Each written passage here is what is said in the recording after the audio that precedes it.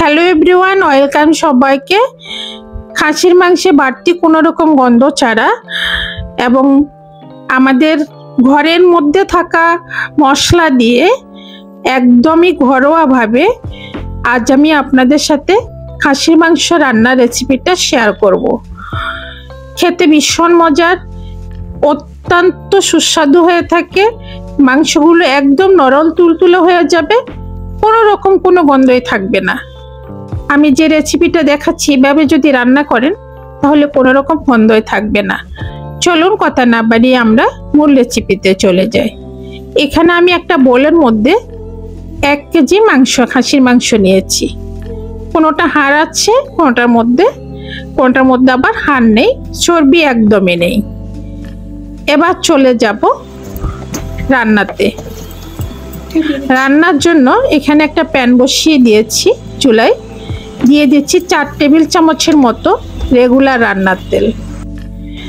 তেলের উপর দিব একটা তেজপাতা মাঝখানে ছিঁড়ে দিব, আর দিব 1 চা চামচ গোটা জিরা, 1 টেবিল চামচ পেঁয়াজ কুচি। এবার নেড়ে ছেড়ে দিব পেঁয়াজ আর জিরাটা। এবার দিব 1 টেবিল চামচ রসুন,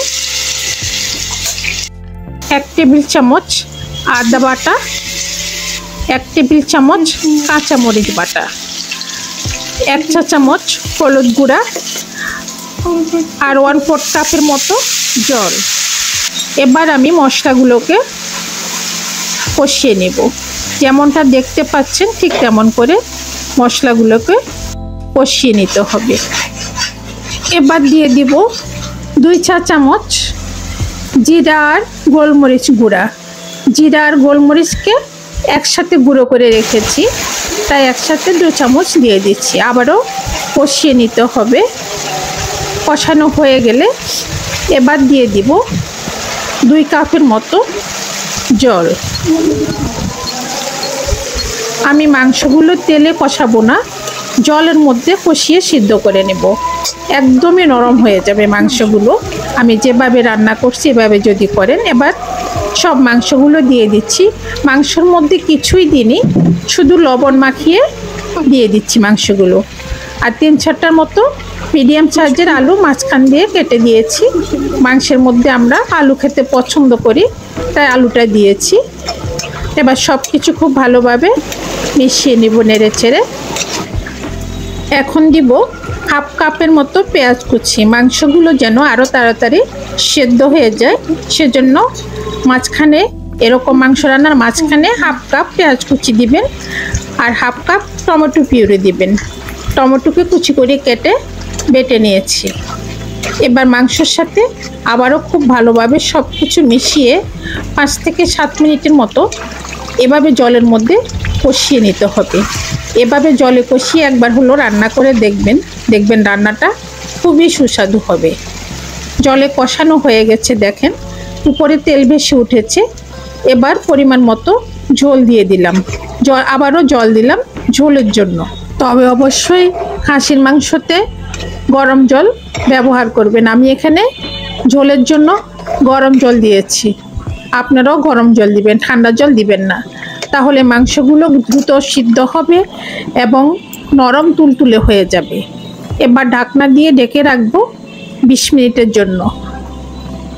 খাসির মাংস সিদ্ধ হতে একটু সময় লাগে, তাই 20 মিনিট সময় দিবেন। 20 মিনিটের মধ্যে দেখবেন মাংসগুলো একদম নরম হয়ে গেছে। ঠিক 20 মিনিট পর আমি ঢাকনাটা তুলে নিয়েছি। দেখেন মাংসের ঝোলটাও কমে গেছে।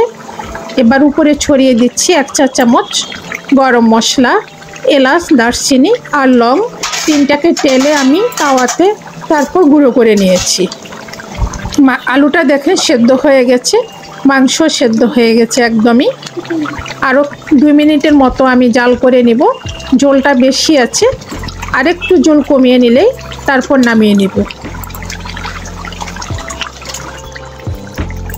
এই তো আমার রান্না হয়ে গেছে। এবার নামিয়ে সার্ভিং বলে সার্ভ করে নেব।